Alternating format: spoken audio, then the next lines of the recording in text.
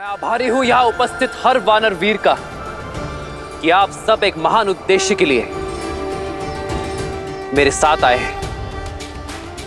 हम इतिहास के सबसे बड़े युद्ध की ओर बढ़ रहे हैं, तो इस युद्ध में भाग लेने के लिए आवश्यक है यह जानना कि हम ये युद्ध क्यों लड़ रहे हैं। हम ये युद्ध इसलिए लड़ रहे हैं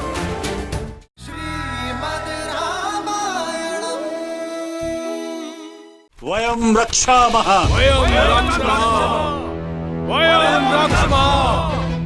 इतनी बड़ी हानि पाकर भी राक्षसों की बुद्धि नहीं जागी। लगता है मेरा स्वप्न पूर्ण होने को है। तैयार रहो त्रिजटा, मेरे श्री राम आ रहे हैं।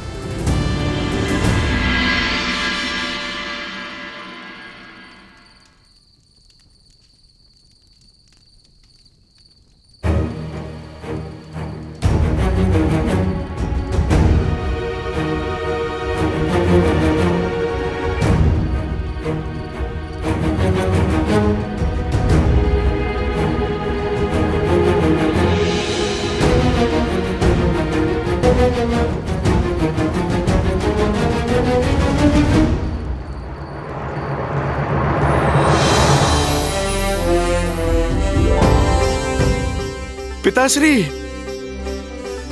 पिताश्री,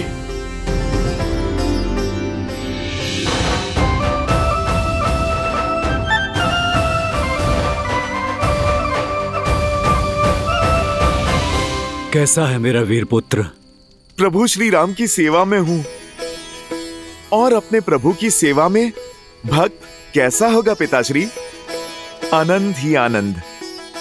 आप कैसे हैं पिताश्री? और माता कैसी हैं?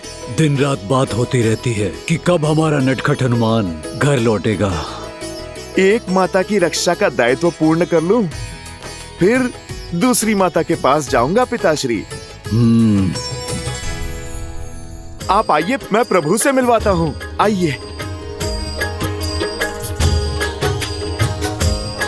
प्रभु, ये मेरे पिताश्री हैं। परिचय की आवश्यकता नहीं है हनुमान। जिनके नेत्रों में शौर्य हो और भुजाओं में इतना बल हो, वो तुम्हारे पिताश्री ही हो सकते हैं हनुमान। प्रणाम सुमेरु नरेश महाराज केसरी। प्रणाम श्री राम। एक पिता अपने पुत्र को उद्देश्य का मार्ग दिखाता है, पर मेरे पुत्र ने मुझे उद्देश्य के मार्ग तक पहुंचा दिया। धन्य हुआ मैं। धन्य तो मैं हुआ महाराज। हनुमान के होने से मुझे मेरे प्रिय भरत की कमी अनुभव नहीं हुई। भरत सम भाई हनुमान को पाकर ये उद्देश्य और ये युद्ध उसके बिना पूर्ण होना असंभव है। तो फिर मुझे अपना जीवन सार्थक करने दें। मुझे युद्ध में भाग लेने की अनुमति दीजिए श्री राम। हनुमान मेरा भाई है, तो आप मेरे लिए मेरे पिता महाराज दशरथ के समान है, और पिता अपने पुत्र से आज्ञा नहीं लेते, उन्हें आदेश देते हैं। महाराज, आपका आशीष और शौर्य पाकर मुझसे अधिक सौभाग्यशाली कोई हो सकता है? आप इस युद्ध में सेनापति बनकर हमारा नेतृत्व करेंगे। नहीं नहीं प्रभु, योद्धा की भांति युद्ध किए मुझे वर्षों बीत गए। मुझसे ये अवसर मत छीनिए। शब्द नहीं, शस्त्र उठाने की अनुमति दीजिए श्री राम। एक सैनिक बनकर सेवा करना चाहता हूं श्री राम।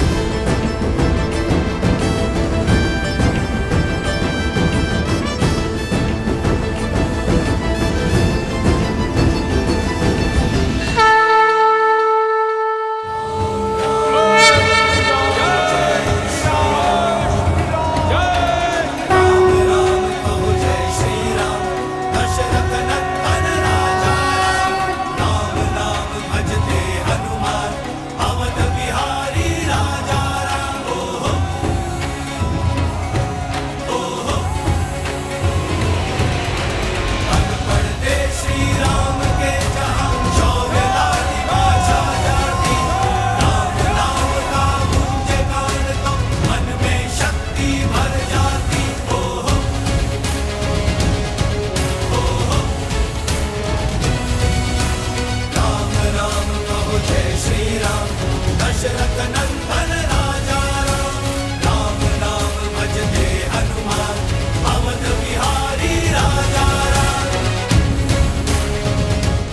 सज्ज हो वीरों।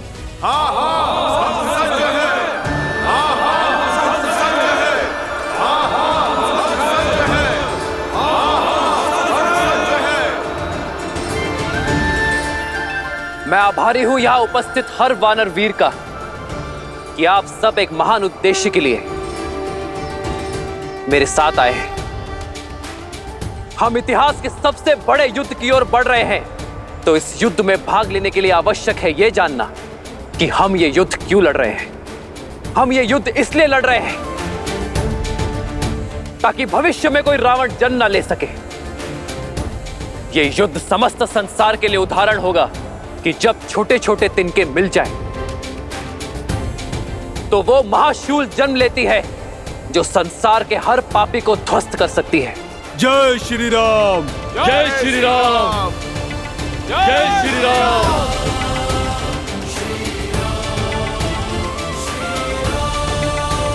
जय श्री राम। जय श्री राम। जय श्री राम। जय श्री राम। जय श्री राम। जब एक सैनिक युद्ध के लिए जाता है तो वो अपनी पत्नी, अपनी संतान और अपने परिवार को छोड़कर जाता है, और उससे यही अपेक्षा की जाती है कि वो अपने परिवार का स्मरण किए बिना युद्ध करे,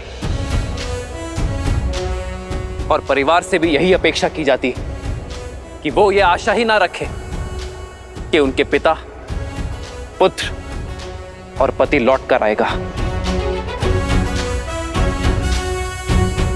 परंतु मैं आपसे ऐसी कोई अपेक्षा नहीं करूंगा, क्योंकि मैं ये युद्ध अपने परिवार को पाने के लिए लड़ रहा हूं। इसलिए आप सब अपने परिवार को स्मरण करके युद्ध करना,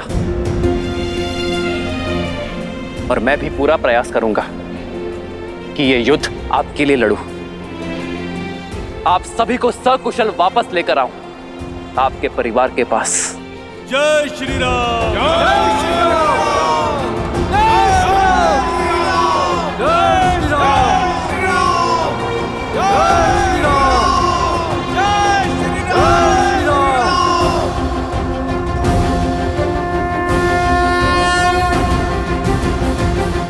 आप सभी सर्वश्रेष्ठ हैं, कुछ भी करने में सक्षम हैं। एक बार जल अग्नि पकड़ सकता है, किंतु आपका बल कभी क्षीण नहीं हो सकता। वो मेघ है तो हम पवन हैं। यदि वो राक्षस बाण है तो हम वानर अग्नि हैं। हम उन्हें जलाकर भस्म कर देंगे। हम शीघ्र ही सागर पार कर लंका में पहुंचेंगे और उन दुष्ट राक्षसों का अंत करना आरंभ करेंगे। प्रभु, रावण और उसकी सेना मायावी है। अपनी माया से वो कहीं भी आ जा सकती है। हमें सतर्क रहना होगा। हम आपके मार्गदर्शन के साथ आगे बढ़ेंगे।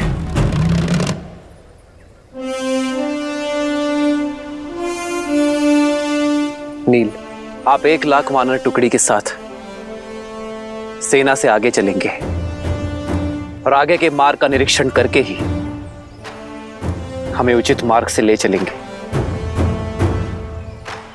और हां, स्मरण रहे वही मार्ग चुनना जहां फल और जल प्रचुरता में हो। जो आज्ञा श्री राम। जो आज्ञा।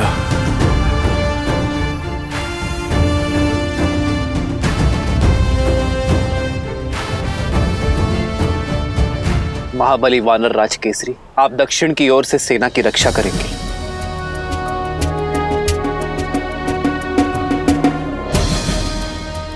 वीरंगद, आप बाईं ओर से सैन्य दल की रक्षा भार संभालेंगे।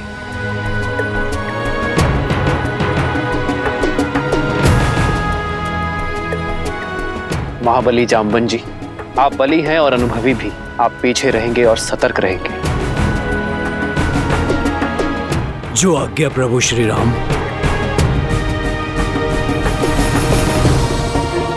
लक्ष्मण, हनुमान और वानर राज सुग्रीव के साथ मैं सेना का नेतृत्व करूंगा। शत्रु का पहला प्रहार मैं सहूंगा। जय श्री राम।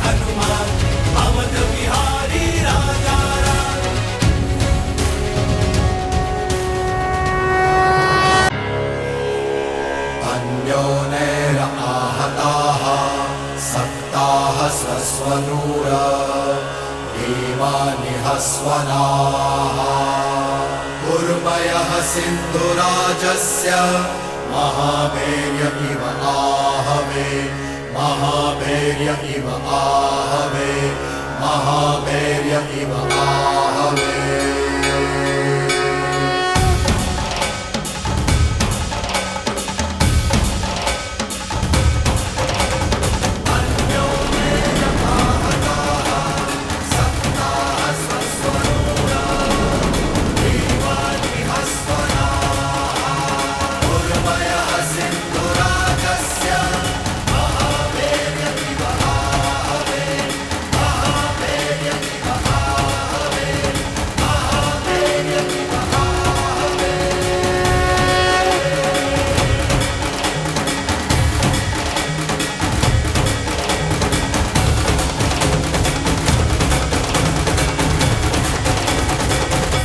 अब हमारे और लंका के बीच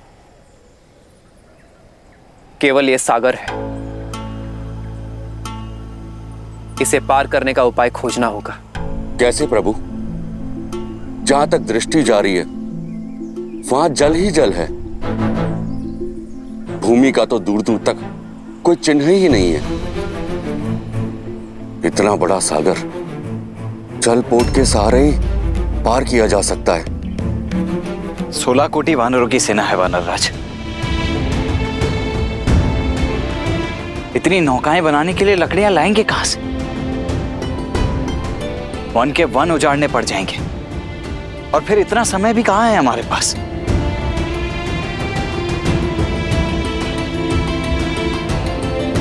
कोई और समाधान खोजना होगा। समस्या सामान्य नहीं है लक्ष्मण, हल भी सामान्य नहीं होगा। हम अपनी यात्रा के सबसे कठिन मोड़ पर हैं। यह सागर हमें ललकार रहा है, पर अधिक उत्साह में उत्तेजित नहीं होना है। जब तक इस सागर को पार करने का उपाय नहीं मिल जाता, आप लोग यही पड़ाव डालें और शांति से प्रतीक्षा करें।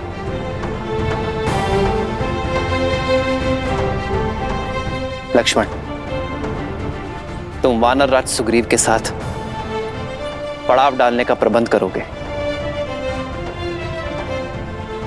हनुमान, तुम अंगद और नल नील के साथ अन्य व्यवस्था करोगे।